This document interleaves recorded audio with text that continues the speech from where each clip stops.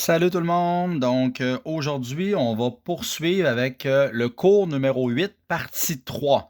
Donc, cours numéro 8, partie 3, toujours dans le chapitre 11. Malgré le fait que c'est toujours le même cours, c'est une nouvelle théorie, c'est-à-dire c'est la théorie de l'unité 11,5. C'est la dernière petite section du panorama 11 qu'on va voir ensemble. Et là, on va parler de figures semblables. Alors, on vous dit ceci, des figures sont semblables si l'une est un agrandissement, une réduction ou la reproduction exacte de l'autre figure. Alors finalement, dès qu'il y a un agrandissement ou une réduction et que ce n'est pas une déformation de la figure initiale, on va pouvoir dire que les figures sont semblables. Okay? Mais ça doit respecter deux propriétés. Alors, il y a deux propriétés qui doivent être respectées pour que des figures soient semblables.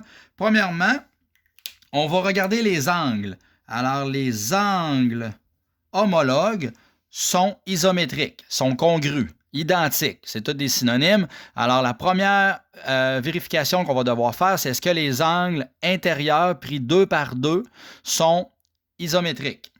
Et finalement, la deuxième propriété que ça va devoir respecter, les mesures des côtés homologues, la mesure des côtés homologues doit être proportionnelle. Alors, les côtés sont proportionnels.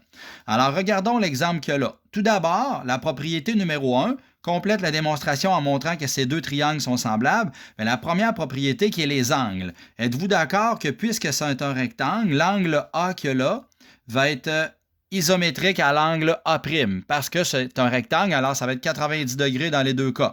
L'angle B va être congru à l'angle B' parce que c'est un rectangle, donc 90 degrés, l'angle C à C' et l'angle D à D'.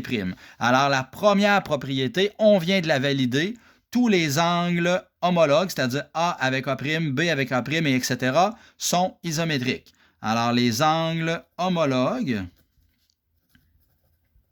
sont isométriques. Alors, la première propriété, on l'a vérifié.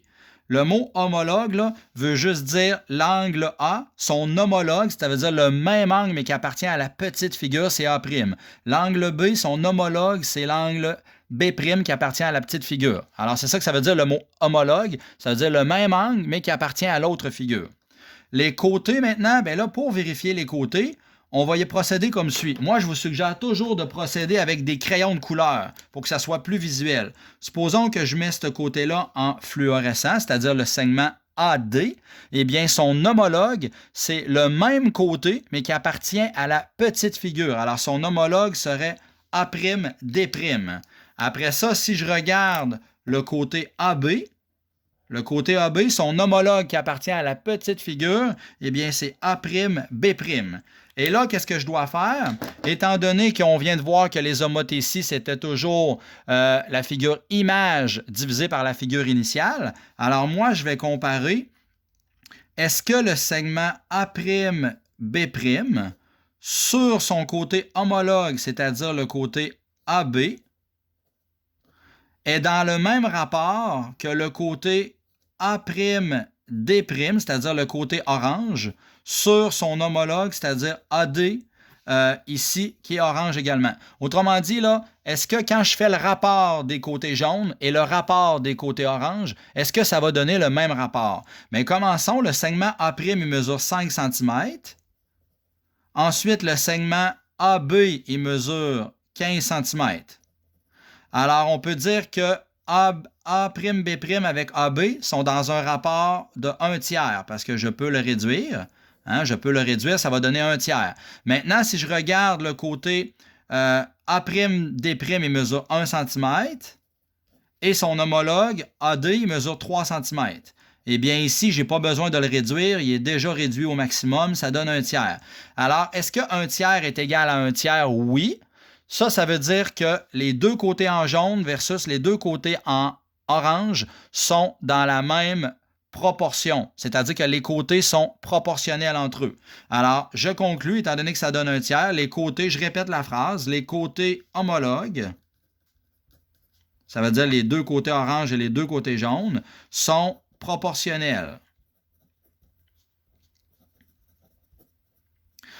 Alors, finalement, étant donné que la première condition est respectée et que la deuxième condition est respectée, alors, il faut que les deux conditions soient respectées simultanément pour affirmer que des triangles sont semblables ou que des figures sont semblables. Alors ici, donc, les rectangles sont semblables. Je répète pourquoi. Parce que les deux conditions simultanément sont respectées, c'est-à-dire les angles intérieurs sont congrus, pris 2 par 2, les angles homologues, et les côtés homologues, c'est-à-dire les jaunes et les oranges ensemble, sont proportionnels. Maintenant, vous savez, en mathématiques, une petite précision, on travaille beaucoup avec des symboles. Alors, si deux figures sont semblables, on utilise toujours le symbole suivant, une petite vague comme ça, pour dire que des figures... Oh, je m'excuse, je vois que mon tiers, on ne le voyait pas là, dans ma figure. Là. Alors, vous voyez, là, tantôt, là, ça donnait un tiers. Je suis désolé, je n'avais pas aperçu que ma caméra ne le montrait pas bien. Je suis désolé. OK? Alors maintenant, dans le bas, alors la petite précision, c'est que la petite vague comme ça veut dire semblable. Alors par exemple, si je veux dire toute la phrase française qu'il y a là, si on veut affirmer que les rectangles A, B, C, D et E, F, G, H sont semblables, je peux simplement regarder, au lieu d'écrire toute cette écriture-là en français, je peux simplement affirmer ceci, A, B, C, D, semblable à E, F, G, H, et ça veut dire la même chose, mais en langage mathématique, sous la forme de symboles. Et finalement, la dernière petite chose que je voulais parler, toujours dans la section 11,5, c'est au verso à la page 160, c'est les reproductions à l'échelle. Alors, les reproductions à l'échelle, c'est-à-dire, vous avez déjà vu ça, entre autres, sur une carte géographique en géo. Ou bien un architecte, des fois, peut utiliser ça plus tard dans son travail. Si vous avez déjà vu le plan d'une maison. Alors, les reproductions à l'échelle, c'est pareil comme quand tu regardes, là, je répète, en géographie, quand tu regardes sur une carte du Québec, il y a toujours une échelle dans le bas qui indique, exemple, plus de cette façon-là, OK? Comme une correspondance comme ça, ou bien en disant un rapport. Alors, il y a toujours une échelle qui dit, exemple, que 2 cm sur la carte correspond à 7 km dans la réalité. Alors, nous, justement, on va travailler avec ces symboles-là. On te dit que l'échelle permet de comparer les dimensions d'une reproduction, c'est-à-dire une figure plus miniature ou un plan, avec les dimensions réelles d'une figure initiale. Alors, je répète, c'est toujours une reproduction, c'est-à-dire une figure plus petite par rapport à la figure réelle. Alors ça voudrait dire quoi? Si on avait ceci, on peut mesurer que ça a une longueur de 2 cm avec notre règle. Alors, ça voudrait dire qu'une longueur de 2 cm sur le plan correspond à 500 km dans la réalité. Donc, 2 cm est égal à 500 km dans la réalité. Ça voudrait dire que une unité de longueur sur une maquette ou sur un plan, ça correspond à 150 unités de la même longueur dans la réalité. Si je te dis ça, la correspondance, ça veut dire que 2 cm sur l'échelle ou le plan correspond à 7 km dans la réalité. Alors, c'est ce qu'on te dit ici, correspond à 7 km. Et finalement, si je te donne sous la forme d'un taux, linéaire, c'est plutôt rare, nous, en mathématiques, on va utiliser ça. On va plus utiliser le rapport, la correspondance ou le taux. Alors, si je te dis 3 cm puis 10 mètres, bien, ça veut dire qu'une unité de longueur de 3 cm sur une carte géographique ou sur un plan correspond à 10 mètres dans la réalité. C'est ça que ça veut dire. Maintenant, alors, si je regarde là... je vais faire un ou deux exemples là, ici là, des figures semblables. Peut-être que ce n'était pas clair. Regardez, dans chaque cas, il indique si les figures sont semblables, oui ou non. Alors, supposons là, immédiatement, quand elles ne sont pas semblables, on peut le voir. Regardez ici, okay, la lettre E, page 161. On voit bien ici que la figure, là, oui, j'ai pas de rapporteur d'angle, puis oui, on peut se fier au visuel. On voit bien que l'angle là, son homologue, c'est cet angle-ci. Puis on voit bien que ces deux angles-là ne sont pas du tout de la même longueur. Cet angle-là est plus petit que cet angle-là. Alors immédiatement, dès qu'il y a une ou l'autre des propriétés, la propriété 1 qui était les angles homologues sont congrus et la propriété 2 qui était les côtés homologues sont proportionnels, dès qu'il y en a une des deux qui ne fonctionne pas, on peut immédiatement conclure, comme dans ce cas-ci, que non, les figures ne sont pas semblables. Et pourquoi elles ne sont pas semblables, il faut l'affirmer, car les angles car les angles homologues, c'est-à-dire l'angle ici avec l'angle là, les angles homologues ne sont pas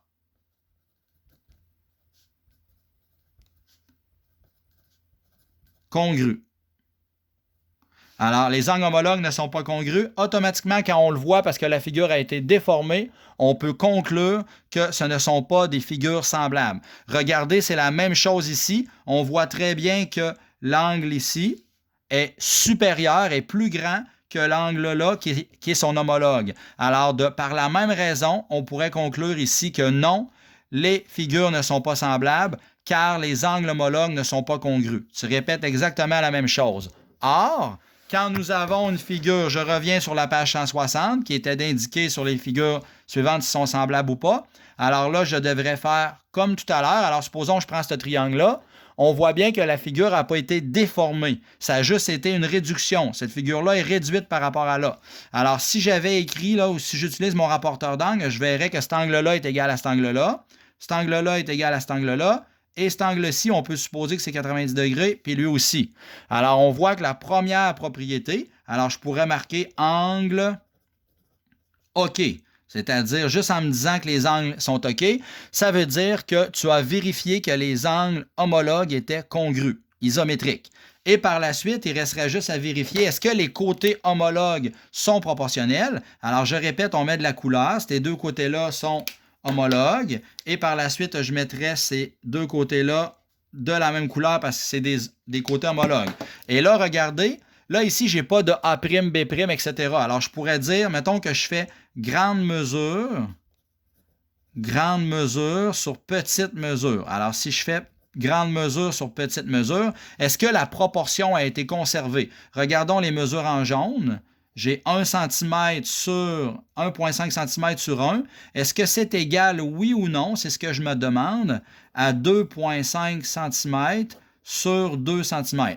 Alors là, tu prends ta calculatrice, tu pitonnes 1,5 divisé par 1, évidemment, ça fait, je m'excuse, ça fait 1,5 ici, comme taux, excusez-moi, comme rapport.